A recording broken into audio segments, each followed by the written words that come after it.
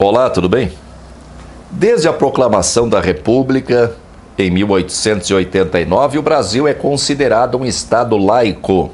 Mesmo assim, durante as primeiras décadas da República, a Igreja Católica Apostólica Romana, que então era predominante no país, continuou exercendo enorme influência nos destinos do Brasil, e inclusive promovendo perseguições, geralmente de maneira indireta, perseguições a minorias religiosas através de leis disfarçadas, principalmente em relação aos espíritas e aos praticantes de religiões de origem africana. Já na década de 60, movimentos da Igreja Católica Apostólica Romana, como a CNBB, a Confederação Nacional dos Bispos do Brasil, foram decisivos para a derrubada do governo Jango, após a pressão popular expressada com a Marcha da Família com Deus pela Liberdade, composta em sua maioria por donas de casa católicas. Ironicamente, essa mesma Igreja Católica Apostólica Romana, através de movimentos de esquerda, abrigaram perseguidos políticos pelo regime militar e lutaram contra o regime, inclusive ajudando na formação do PT. A Igreja Católica vem perdendo o apelo popular junto à população, sendo substituída pelos chamados evangélicos, ou pentecostais, ou neopentecostais e outros grupos religiosos que, embora não se enquadrem em nenhuma dessas nomenclaturas vigentes, são agrupados politicamente sob o nome de evangélicos. Nós chegamos ao ponto de contar com uma aberração no Congresso Nacional que atende pelo nome de bancada evangélica, decisiva, por exemplo, para a derrubada da presidente Dilma e pela eleição de Bolsonaro. É impressionante que um Estado laico seja manobrado por um grupo que, sob a fachada da defesa de uma agenda de costumes, usa os fiéis como massa de manobra para defender os seus próprios interesses, muitas vezes interesses escusos. A maior parte dos parlamentares que participam da bancada evangélica é alvo de processos judiciais, tanto na Justiça Eleitoral como no Supremo Tribunal Federal, por diferentes crimes, como talvez o mais comum deles, improbidade administrativa, mas também tem peculato, tem sonegação de impostos, formação de quadrilha, abuso do poder econômico, em eleições das quais participaram. Isso além de terem as suas prestações de contas nos tribunais de contas respectivos, reprovados. Tem um episódio de 2006, por exemplo, que ficou conhecido como o escândalo das sanguessugas. E nesse episódio, 25 dos 72 parlamentares que foram alvo de recomendação para abertura de processo disciplinar eram evangélicos. Quando eu comecei com esse canal, foi em 2017, um dos principais fatores que eu elenquei como motivação para a existência de líderes religiosos foi a sede de poder. Eu lembro que no começo eu bati muito nessa tecla. Isso vale para todas as escalas de poder. Isso vale tanto para uma igrejinha de vila, igreja numa favela, numa comunidade carente, pequena. Vale tanto para, por exemplo, a presidência de um centro espírita, ou a disputa por uma paróquia mais representativa, no caso da Igreja Católica, até os mais altos cargos nos poderes legislativo e executivo. A religião serve de pretexto para a escalada do poder. O momento mais constrangedor que eu presenciei num centro espírita, na minha experiência como trabalhador de centro espírita, foi uma discussão bastante acirrada, com trocas de acusações e tomada de partidos na luta pela presidência da casa. Esse é um exemplo pequeno, é uma coisa que eu presenciei ali que eu não esperava.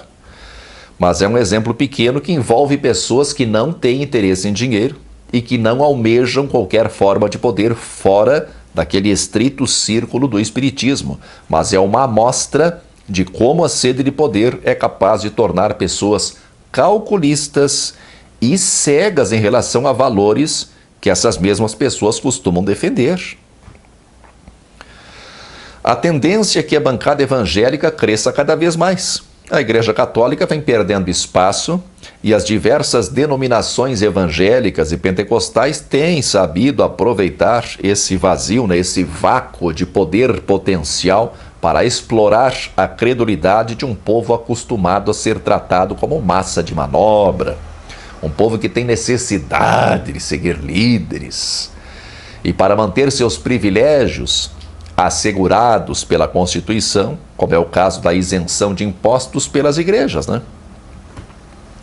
Como é que não vão lutar para manter um privilégio como esse? O fato é que não há nenhuma justificativa para a manutenção dessa lei anacrônica que favorece a lavagem de dinheiro, que enriquece instituições religiosas e alguns de seus líderes, concentrando recursos que deixam de circular livremente na economia, sem que os cofres públicos recebam qualquer espécie de contrapartida.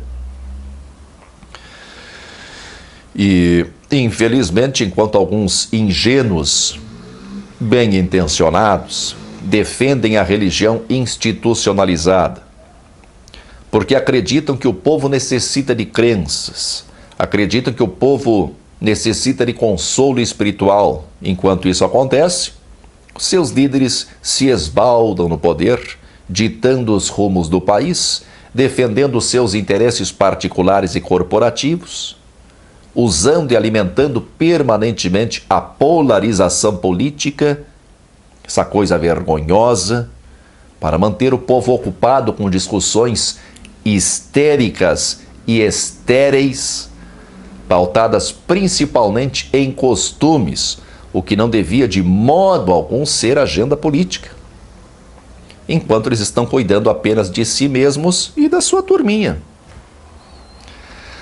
Enquanto predominar esse discurso ingênuo e muitas vezes bem intencionado, de que as crenças religiosas são coisa assim de foro íntimo, né? E que, portanto, não podem ser questionadas. Enquanto predominar, enquanto prevalecer esse discurso, os líderes ambiciosos encontrarão cada vez mais espaço propício para a construção dos seus projetos de poder.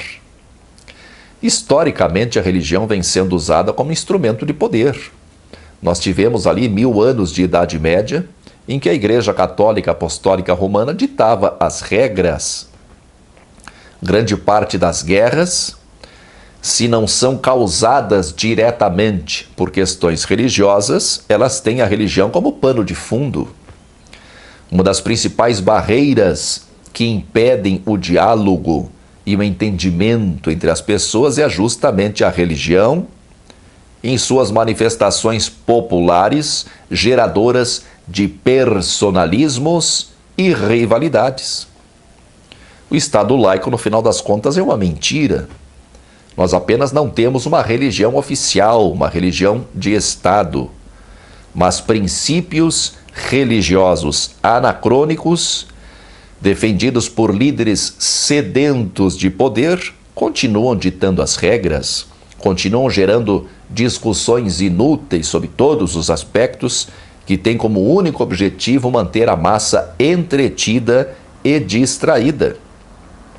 Enquanto o povo acreditar em anacronismos, como o que alguns líderes evangélicos denominam de homens de Deus, eu gosto quando um briga, um manda recado para o outro, né? Brigando, disputando pelo poder, diz, pois é, mas ele é homem de Deus, claro, né? Enquanto os líderes religiosos de todos os matizes forem vistos como superiores, como oráculos, como ditadores de costumes, jamais haverá espaço para um debate sério em favor da coletividade. Observe a história e veja como sempre, em todas as épocas, as crenças religiosas serviram de pretexto para a formação de classes ou castas, e como os representantes das crenças religiosas obtiveram prestígio e poder às custas daqueles que aceitaram essas crenças como verdadeiras e se conformaram com seus papéis de figurantes no triste filme do poder. Quando nós percebemos que somos animais, somos pertencentes ao reino animal, né? E quando nós percebemos isso, quando nós aceitamos essa verdade inegável, tudo fica mais fácil de entender.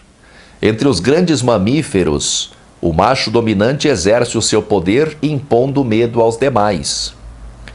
As fêmeas e os machos mais fracos se abaixam perante o macho dominante. Alguns colocam o rabo entre as pernas, e entre alguns símios é comum que tanto fêmeas como machos mais fracos assumam uma postura de submissão sexual, como se estivessem se oferecendo, né? Se dispondo sexualmente. A religião institucionalizada é a modernização dessa situação de domínio e submissão. Hoje o líder não ameaça com seus dentes, com as suas garras afiadas e os seus músculos poderosos. Ele se utiliza de uma imagem popularizada que faz parte do imaginário coletivo, como é o caso do Deus bíblico e do diabo, e comanda os membros do bando através do medo, através de ameaças com o fogo do inferno e com promessas de prosperidade. Nós nos modernizamos em muitos aspectos, nos tornamos civilizados, mas no fundo somos os mesmos mamíferos que vivem em bando e disputam os mesmos recursos. E a maior parte de nós ainda tem medo do líder do bando. E mesmo que esse medo não seja visível, o fato é que é mais cômodo esperar que ele supostamente defenda o bando e tome as decisões por todos. É mais fácil, é mais cômodo. Ele vai nos defender, gente, é só ficar aqui quietinho.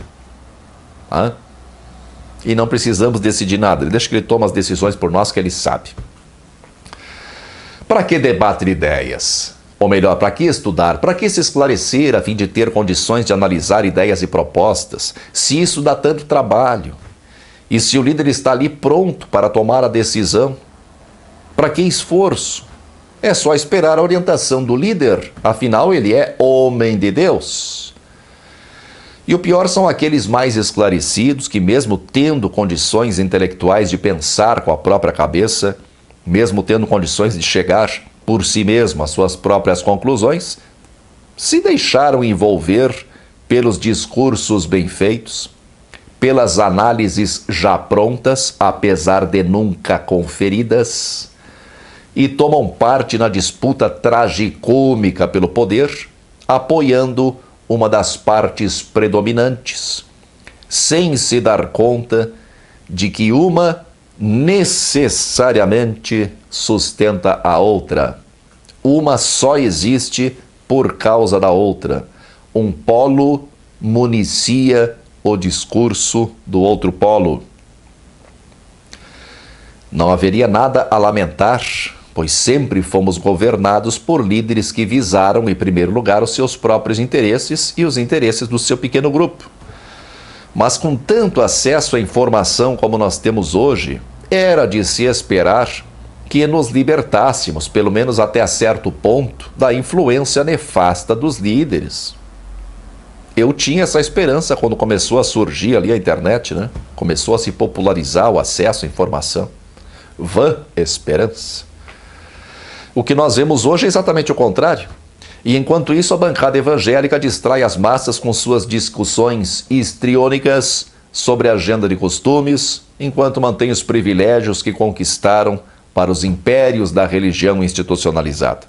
Esse é o brasileiro cordial de que nos falou Sérgio Buarque de Holanda no seu clássico Raízes do Brasil.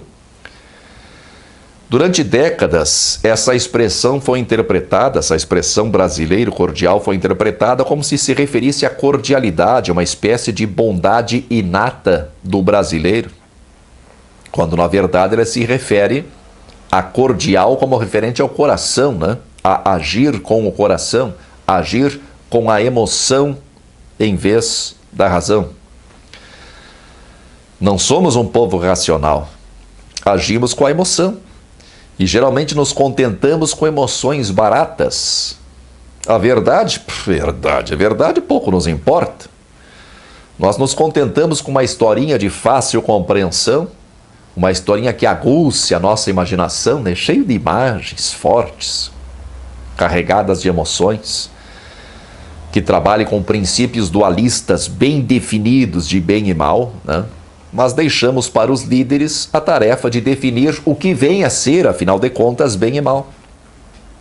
Enquanto isso, em Brasília, 19 horas, a Voz do Brasil, uma produção Radiobras. O sangue de Jesus tem poder, tem poder. Muita força e paz para você.